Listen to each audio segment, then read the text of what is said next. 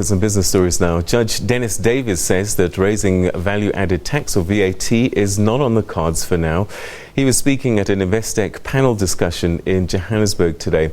The chairman of the Tax Advisory Committee says that the best options to raise new revenues were raising the tax rate to 45% for the highest earners. He added that government needs to clamp down on base erosion and transfer pricing by companies and through the exchange control amnesty.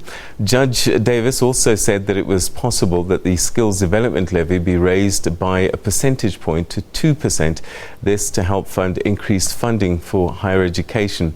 Higher corporate taxes were also not an option due to the risk of dampening investment.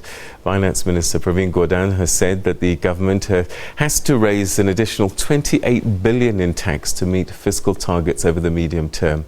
The new tax measures will be announced in February. It puts Pravin Gordhan into an incredibly difficult dilemma. Look, he's an absolute master of trying to find and finding money where none appears to exist. But this time around, I think he'll really be stretched to the absolute limit. And Judge Davis is quite correct in the sense that VAT is a very blunt instrument. If you start putting VAT rates up, it does affect the poor. What you can do, and it's been tried in many countries, including the UK, for example, a few years ago when George Osborne put, the Chancellor of the Exchequer, put VAT rates on luxury items up to, I think it was 20%.